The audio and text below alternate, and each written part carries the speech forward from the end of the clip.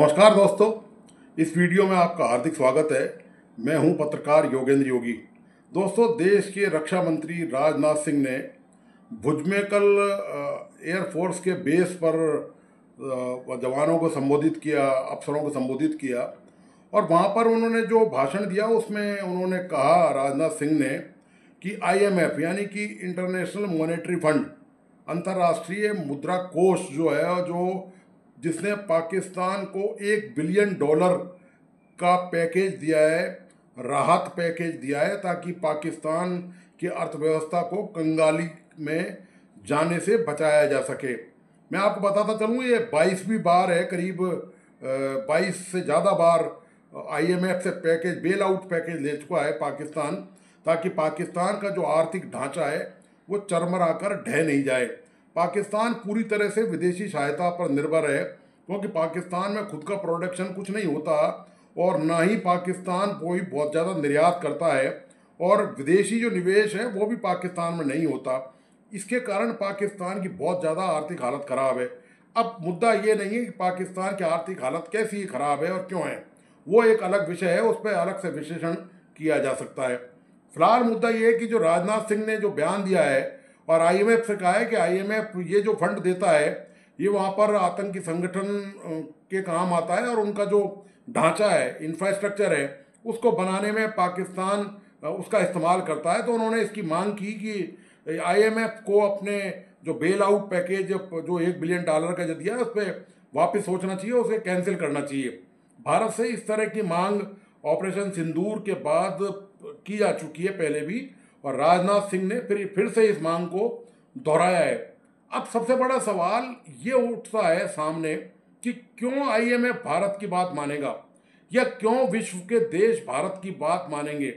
Operation सिंदूर ने दोस्तों तस्वीर काफ़ी हद तक स्पष्ट कर दी है कि कौन दुनिया में भारत के साथ है, कौन भारत की सुनता है, कौन भारत की मानता है और कौन भारत के साथ नहीं है, कौन आपके दुश्मन देश पाकिस्तान के साथ है, कौन उसकी सुनता है और कौन उसकी मानता है। तो मैं बताता चलूँ आपको कि जहाँ तक अंतर्राष्ट्रीय स्तर पर विश्व के देशों की बात है सुनवाई के मामले में, तो पाकिस्तान का खुल के साथ दिया। किस किस ने साथ दिया आपको पता है कि चीन ने साथ दिया, अजरबैजान ने साथ दिया और तुर्की ने खुल के साथ दिया। यहाँ तक कि तुर्की ने तो भारत के खिलाफ जो ड्रोन हमले हुए थे वो तुर्की द्वारा ही पाकिस्तान को दिए गए थे। और इसी तरह चीन ने खुल के कह दिया कि वो किसी भी तरह की संप्रभुता पर यदि कोई हमला होता है तो वो उसके साथ खड़ा हुआ है, यानी कि पाकिस्तान के साथ खड़ा हुआ है। लेकिन आपको ऐसा स्वर भारत के मामले में देखने को नहीं मिला। भारत अपनी दोस्ती का दम भरता है। निश्चित तौर पर भारत बहुत मजबूत देश है। पाकिस्तान की जहाँ तक बात करें उसकी तुलना में विश्व के बहुत सारे देशों से, कोई सैकड़ों देशों से भारत के जबरदस्त संबंध हैं। उनसे भारत लेन देन करता है, उनसे व्यापार करता है, उनसे बहुत सारे चीज़ों का, अपने संस्कृति का आदान प्रदान भी करता है। लेकिन सवाल इस बात का है कि भारत का कोई साथ क्यों नहीं देता। क्यों अमेरिका ने खुलकर भारत का साथ नहीं दिया? क्यों रूस जो है जिससे हम सर्वाधिक हथियार खरीदते हैं, फ्रांस जिससे हमने राफेल खरीदे हैं, उसने खुलकर ऑपरेशन सिंदूर में भारत का समर्थन क्यों नहीं किया? और दोस्तों, अमेरिका की जहाँ तक बात है तो आप अमेरिका को अच्छी तरह जानते हैं। IMF का जहाँ तक सवाल है वो IMF भारत की नहीं सुनेगा। मैं आपसे कह रहा हूँ, इस बात को आप नोट कर लें। भारत की कोई नहीं सुन रहा है। भारत के यदि सुन रहा होता तो आज ये नौबत नहीं आती कि जो पाकिस्तान आतंकियों को संरक्षण दे रहा है, जो वहाँ पर उनके कैंप लगा रहा है, जो सीमा पार से आतंकी भेज रहा है, वो IMF भारत की बात न सुनते हुए पाकिस्तान की लगातार आर्थिक मदद कर रहा है। और पाकिस्तान अपने पैरों पर खड़ा होने में पूरी तरह विफल है। उसको बैसाखी चाहिए और उसने हर बार नई बैसाखी IMF लेके आता है। IMF पे जो सबसे ज़्यादा कंट्रीब्यूशन है, सबसे ज़्यादा योगदान है, वो अमेरिका का है। और अमेरिका के पास ही इसी योगदान के कारण सर्वाधिक वीटो पावर है। इसी वजह से भारत की स्थिति IMF में उतनी मजबूत नहीं है जितनी होनी चाहिए, क्योंकि भारत का अंश उसमें काफ़ी कम है। IMF के बारे में बता दूं, IMF उन देशों की सहायता करता है जिनकी आर्थिक स्थिति बहुत ज़्यादा खराब हो चुकी हो, जो लगभग बैंकक्रप्ट होने की स्थिति में हो, यानी कि कंगाल होने की स्थिति में हो, जिनकी अर्थव्यवस्था चौपट हो चुकी हो। वह एक एप्लीकेशन देता है देश IMF में। आईएमएफ की जो गवर्निंग बॉडी है वो एक बैठक बुलाती है, वो अपने प्रतिनिधि उस देश में भेजती है। उसके बाद वो प्रतिनिधि तय करते हैं कि वास्तव में इस देश को यदि बेल आउट पैकेज नहीं दिया गया, यानी कि राहत जो है राशि इसको प्रदान नहीं की गई, तो ये देश जो है पूरी तरह से बर्बाद हो जाएगा, छिन्न भिन्न हो जाएगा और गृह युद्ध का शिकार हो जाएगा। अर्थव्यवस्था वहाँ पर बहुत ज़्यादा खराब हो जाएगी। तो ये इस आधार पर मॉनिटरिंग करते हुए आईएमएफ किसी भी देश में जो एप्लीकेंट है उसकी आर्थिक मदद करता है। यह आईएमएफ की स्थिति है। आईएमएफ को पर दबदबा जो है वो पूरी तरह से अमेरिका का है। और आपको पता ही है कि युद्ध में भारत का अमेरिका ने बिल्कुल साथ नहीं दिया, खुलकर कोई बात नहीं करी। और डोनाल्ड ट्रंप जो राष्ट्रपति अमेरिका के, उन्होंने दावा किया कि उनके कहने से ये युद्ध रुका है, यानी कि अमेरिका इतना ताकतवर है, वो किसी भी देश में हस्तक्षेप कर सकता है, वो युद्ध को रोक सकता है, वो कोई भी संधि करने पर लाचार कर सकता है। डोनाल्ड ट्रंप ने साफ साफ कह दिया था कि यदि दोनों देशों ने उसकी बात नहीं मानी तो उनसे जो है वो व्यापारिक रिश्ते समाप्त कर देगा। इस धमकी ने जबरदस्त असर किया। हालांकि भारत की तरफ से लगातार इनकार किया जा रहा है कि भारत ने अमेरिका के दबाव में आकर कोई युद्ध विराम नहीं किया, लेकिन सच्चाई यही है, सच्चाई से कोई मुंह नहीं फेर सकता। हकीकत यह है कि भारत ने अमेरिका के दबाव में आकर ही इस युद्ध विराम के समझौते को स्वीकार किया है और दोनों देशों में युद्ध विराम की अब स्थिति है। आप देखिए कि ये जो मामला है ये इतना संगीन मामला है कि भारत की कोई सुनवाई नहीं कर रहा। भारत के पड़ोसी देश हों चाहे दूर दराज के देश हों, वो भारत की दोस्तों सुनवाई नहीं कर रहे। ये अंतर्राष्ट्रीय मंच है दोस्तों, यहाँ शतरंज की चालें दूसरे तरीके से चली जाती हैं। यहाँ दिखाई कुछ और देता है, सुनाई कुछ और देता है, हकीकत में कुछ और होता है। यही अमेरिका जो भारत से दोस्ती का दम भरता है और दुनिया भर के जो देश हैं वो भारत आते हैं, भारत उनके लिए लाल कालीन बिछा देता है। लेकिन जब वक्त ऐसी आपात स्थिति में, विपरीत परिस्थितियों में भारत का खुलकर साथ देने का जब मौका आता है तो कोई भी देश भारत के साथ उस तरह नहीं खड़ा हुआ जिस तरह पाकिस्तान के साथ 3 देश खड़े हुए हैं। तो दोस्तों, इसमें गलती केवल केंद्र सरकार की विदेश नीति की नहीं है, गलती बहुत कुछ है दोस्तों। इसमें गलती आपकी और हमारी भी है। आप कहेंगे कि साहब हमारी क्या गलती है, हम इसमें क्या कर सकते हैं? आप बहुत कुछ कर सकते हैं। आपको पता है कि चाइना हमारा नंबर 1 दुश्मन है। पाकिस्तान को जो उकसा रहा है, पाकिस्तान को जो पर्दे के पीछे से जो उकसावे वाली कार्रवाई के लिए प्रेरित कर रहा है, वो और कोई नहीं है, वो चाइना ही है, वो चीन ही है।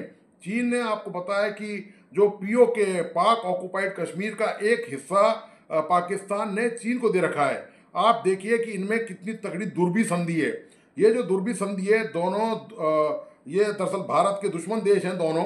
चीन खुले तौर पे दुश्मनी जाहिर नहीं करता, लेकिन उसके जो तौर तरीके हैं, उसकी जो जीस्चर है, उसकी जो लैंग्वेज है, जो भाषा, जो शैली, जो तौर तरीके वो इस्तेमाल करता है, वो बिल्कुल दुश्मन के समान ही है। जैसे पाकिस्तान तो खुले तौर पर दुश्मन है, आतंकी भेजता है भारत में, इसी तरह चीन भी करता है। तो भारत से चीन का बड़ा जबरदस्त व्यापारिक संबंध है और चीन भारत में थोक में बहुत सारी चीज़ें, वस्तुएं, खेल खिलौने से लेके बिजली के आइटम, मशीनरी, लोहा और पता नहीं क्या क्या चीज़ें भेजता है। लेकिन हमारी क्या जिम्मेदारी बनती है कि हम सिर्फ क्या करते हैं, जब भी कोई ऐसा मौका आता है तो भावुक हो जाते हैं, कुछ दिनों के लिए, कुछ क्षणों के लिए, कुछ घंटों के लिए, और विरोध प्रदर्शन करने लगते हैं। लेकिन हम उस सच्चाई तक नहीं पहुंच पाते कि चीन का यदि हम सामानों का बहिष्कार कर दें, उसकी वस्तुओं को हम नहीं लें, तो चीन दोस्तों भारत के मामले में घुटने पर आ सकता है। लेकिन वो आएगा तभी जब उसकी जो व्यापार नीति है उसको झटका लगेगा।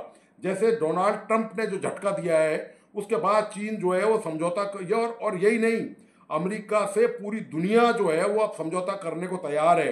वो जो टैरिफ बढ़ाने का मामला था, तो ये आर्थिक युद्ध की नीति ही सबसे कारगर नीति है और इसी से किसी भी देश के संबंध तय होते हैं और देशों को मजबूर और मजबूत किया जा सकता है इस आर्थिक नीति के भरोसे। यदि आप सब मिलकर तय कर लें कि चीन का कोई भी प्रोडक्ट, कोई भी उत्पाद, कोई भी सामान, किसी भी तरह का वो हम उपयोग नहीं करेंगे, चाहे महंगा मिले चाहे सस्ता मिले, वो हम भारत का करेंगे। और यदि भारत का विकल्प नहीं है तो हम किसी दूसरे देश का इस्तेमाल कर लेंगे, लेकिन चीन का नहीं करेंगे। और हम यदि इस नीति पर यदि कायम हो जाएं तो चीन को दोस्तों आप देखें कुछ दिनों में ही वो जो है तो उसकी मुद्रा बदल जाएगी, क्योंकि चीन की भी वही खासियत है जो अमेरिका की है। उसको सिर्फ पैसे से मतलब है, उसको केवल अपनी आय चाहिए। वो पूरी दुनिया में कहीं भी कोई ताक झांक नहीं करता, वो डांग पटेलाई नहीं करता, उसका कोई इस तरह का नहीं है। हालांकि वो अपना दबदबा पूरी दुनिया में कायम करने के लिए बेताब रहता है, लेकिन चीन की एक खास बात है कि वो चीन जहां पैसा उसको दिखता है वहां तुरंत पहुंचता है। वो अपने आर्थिक हितों को साधने के लिए जो भी रणनीतिक है, जो भी चाल वो चल सकता है, वो जरूर चलता है। तो यदि आप और हम सब मिलकर ये नीति तय कर लें कि चीन का कोई प्रोडक्ट हम नहीं लें और चीन के मामलों का बहिष्कार करें और भारतीय उत्पादों को हम उपयोग करना शुरू करें, और विदेशी और विकल्प में जो विदेशी उत्पाद यदि मिलते हैं तो उनका हम दूसरे देशों के लिए उत्पाद खरीदें, तो चीन के दोस्तों जो जो हौसले हैं वो जो ठिकाने लग जाएंगे और चीन गिड़गिड़ाता नजर आएगा। और ये जो चीन नापाक हरकत कर रहा है पाकिस्तान के सपोर्ट की, जिस तरह से हमने टर्की के मामले में किया है आपको पता ही है, इन दोनों टर्की के खिलाफ अभियान चला रखा है सोशल मीडिया ने। टर्की से बहुत सारी चीज़ें, मार्बल, मशीनरी, लोहा, एल्युमिनियम, ये तमाम चीज़ें आयात की जाती हैं। तो अब और पर्यटक यहाँ से बहुत भारी संख्या में जाते हैं, तो टर्की का एक जो बड़ा आय का स्रोत है वो पर्यटन है। तो भारतीयों ने वो कैंसिल कराना बहुत बड़ी संख्या में शुरू कर दिया और बहुत ज़बरदस्त कैंपेन चला रखा है, क्योंकि अर्थव्यवस्था को झटका लगना टर्की जो है वो बर्दाश्त नहीं कर पाएगा। वैसे ही बहुत बड़ा मुल्क नहीं है वो। तो जिस तरह से मालदीव के खिलाफ भारत ने किया था, आपको याद होगा कि मालदीव के राष्ट्रपति मोइजू ने, नरेंद्र मोदी उनके कैबिनेट के मंत्री ने और मोइजू ने भारत के खिलाफ, प्रधानमंत्री मोदी के खिलाफ टिप्पणी कर दी थी, व्यक्तिगत टिप्पणी। इसके अलावा भारत के खिलाफ जहर उगलने में जो मोइजू हैं, जो नए राष्ट्रपति जब चुने गए थे 1-1.5 साल पहले, तो उन्होंने भी भारत के खिलाफ बयानबाजी की और वो तत्काल जो खाड़ी देश हैं उनकी गोद में जाके बैठ गए और उन्होंने चाइना का दौरा किया सबसे पहले। भारत वो बाद में आए। तो भारत के लोगों ने उनको झटका दे दिया।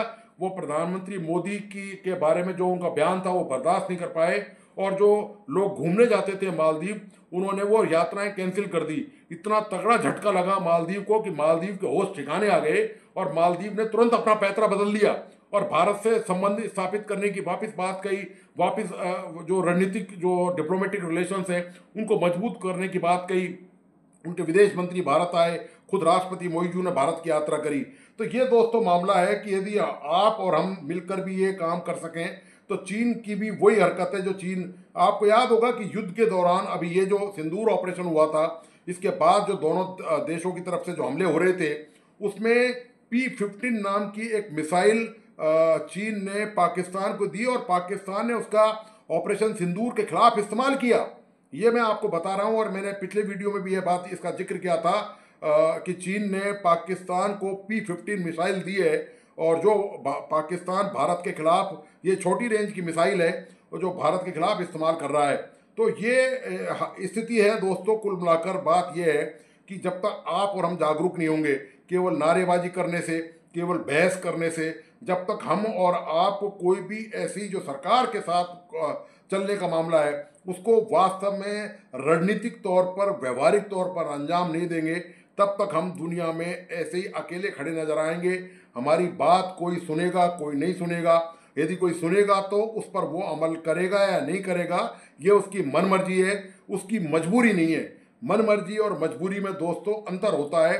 मजबूर आप तब कर सकते हैं जब आप एक पावरफुल राष्ट्र बने, आपकी अर्थव्यवस्था मजबूत हो, तभी आप पावरफुल राष्ट्र बनेंगे। केवल परमाणु बम बनाने या हाइड्रोजन बम बनाने से कोई भी राष्ट्र मजबूत होता तो पाकिस्तान आज IMF के दरवाजे पे गिड़गिड़ाता हुआ भीख नहीं मांग रहा होता। तो इसका मतलब यह है कि केवल आणविक शक्ति होना जरूरी तो है, लेकिन केवल आणविक शक्ति होने से ही केवल राष्ट्र सुरक्षित नहीं है। भारत की सीमाएं जरूर सुरक्षित हैं, लेकिन भारत के अंदरूनी हालात तब बदलेंगे। पूरी दुनिया में भारत को उसी प्रकार, जिस प्रकार अमेरिका या चीन का रुतबा कायम है, वो रुतबा तब कायम हो सकेगा जब आप आर्थिक तौर पर मजबूत होंगे। हमारी नीतियां ऐसी होंगी कि हम इस तरह के जो दुश्मन देश हैं उनके उत्पादों का बहिष्कार करें। जो विदेशी मुद्रा है उससे हमें बहुत फायदा होगा, हमारा घरेलू उद्योग पनपेगा, उससे हमें राजस्व मिलेगा, उससे हमारा रोजगार बढ़ेगा। तो दोस्तों, आपको आज का विश्लेषण कैसा लगा, प्लीज अपने लाइक एंड कमेंट के साथ बताइए। साथ में इस वीडियो को अपने दोस्तों और परिजनों को प्लीज शेयर करना नहीं भूलें। और मेरा तमाम दोस्तों से आग्रह है कि जिन मित्रों ने इस YouTube चैनल को सब्सक्राइब नहीं किया, प्लीज़ सब्सक्राइब करें, लाइक करें और बेल आइकॉन का बटन प्लीज़ ज़रूर दबाइए। अगला वीडियो लेकर, अगला विश्लेषण लेकर आपकी सेवा में हाजिर होऊंगा। धन्यवाद, नमस्कार।